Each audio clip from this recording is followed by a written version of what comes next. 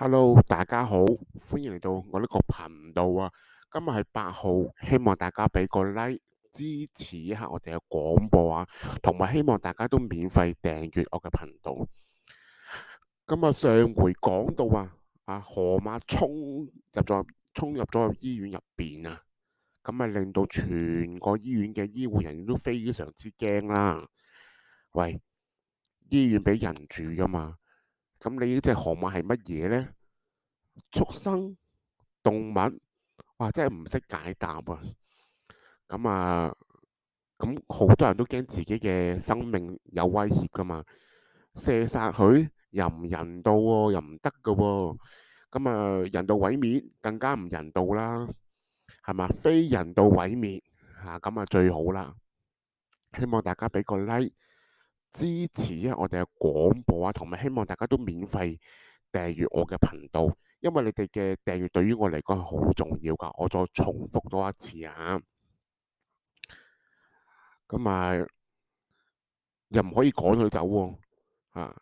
以下落嚟呢，就係河馬以往喺鏡頭面前嘅所作所為，嚟推斷一下到底呢段時間真實嘅情況會係點啊？當然呢一個只係我純粹個人推測，係冇實質嘅證據㗎嚇。入到精神病院醫院嘅地方梗係要守翻醫院嘅規矩㗎啦。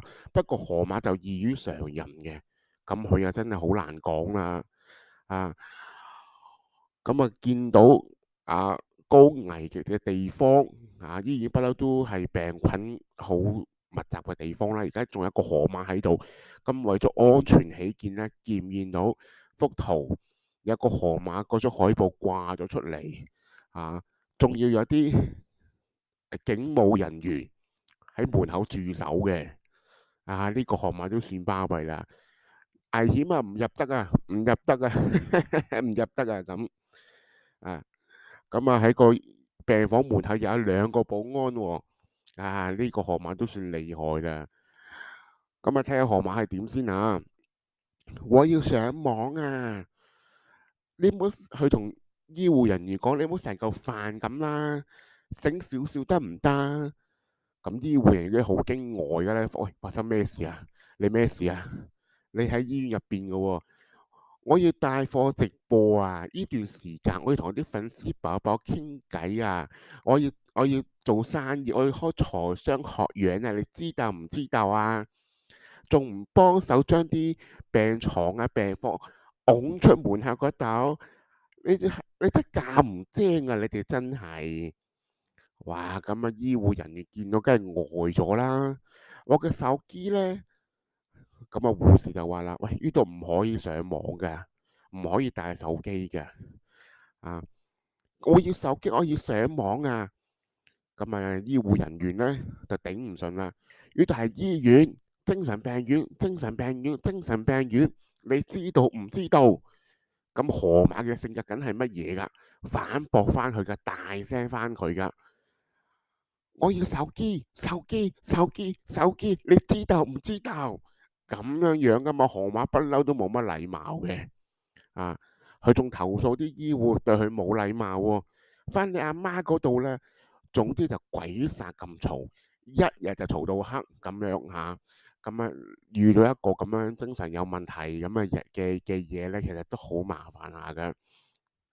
當然唔可以俾佢大貨直播啦，醫院有醫院嘅規矩噶嘛，係咪？但係當然呢個係我自己純粹推測冇實質證據嘅，講到明先啊。好啦，到咗食飯嘅時間啦喎。食飯時間點呢？咁醫院有醫院嘅飯餸噶嘛，清淡少油少糖，務求令到個病人喺個最健康嘅食料嗰度吸收營養河馬梗係唔滿意噶，係嘛？佢點呢？攞咗個電話終於攞到個電話啦！我係河馬，我要份燒賣，要好味嘅芥蘭炒羊肚裙。我以往食開嗰啲，如果你有睇我直播，你知㗎啦。燜生蠔豬潤我啲粗茶淡飯嚟嘅啫咁。嗰個店員問佢送去邊度啊？河馬就話啦，送去精神病院。哇！佢都呆咗啊！精神病院可以咁樣食嘢嘅咩？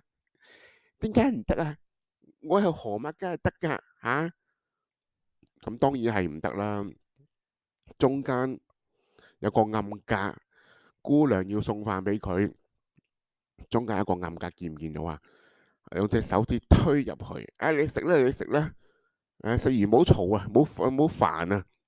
河馬當然係唔滿意㗎。喂，呢啲飯餸點俾得我食㗎？我係河馬嚟㗎噃。咁一個喺社會冇乜貢獻，直頭冇貢獻嘅人，攞盡醫療嘅福利，攞盡所有嘅福利，而家仲喺度破壞。咁當然啦，一個正常人都頂佢唔順啦，又趕唔到佢走喎。咁呢啲咪叫做河馬嘅本色咯。到咗沖涼嘅時間又點呢？佢又咁喎，我要沖涼啊！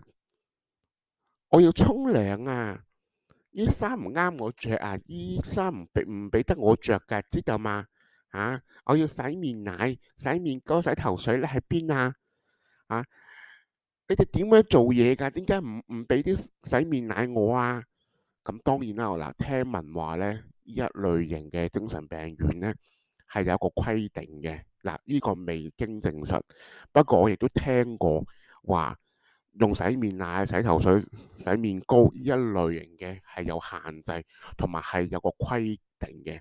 咁規定唔知係乜嘢啦。咁唔係話完全係冇啦。河馬當然係好唔滿意㗎。點解你唔俾啲洗面奶我啊？我陣間點樣做直播啊？你真係翻你阿媽嗰度啊！你咁樣精神病院越住就越精神嘅，越住就越想鬧人嘅。佢又唔係情緒有問題，佢本身性格係咁樣樣喎。所以我河馬住精神病院咧，其實真係對佢嚟講，對佢嚟講本身係有一定嘅好處嘅。咁如果河馬住一個禮拜嘅、一星期嘅，喂，你一日都難頂啦！一個咁嘅嘢，仲要成個禮拜嘅，住當人哋係間醫院，係間5星級嘅酒店，佢中意點樣就點樣樣。仲有啲警察呢個係我自己構思嘅啫。保安係門口嗰個駐守，好似為佢一個名人去服務咁樣嘅，但係又唔趕得佢走嘅，咁呢一啲人咪討厭咪黑人憎咯，係咪啊？一般嘅人都唔會咁，河馬就好難講。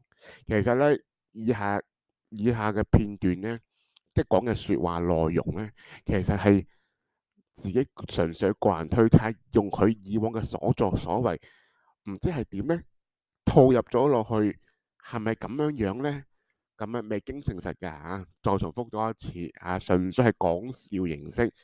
好啦，今集呢講嘅時間呢差唔多啦。如果河馬住一個禮拜嘅話，咁之後佢點樣呢？當然有後續啦好啦，但係今集講嘅時間差唔多啦，希望下次再見啦，拜拜。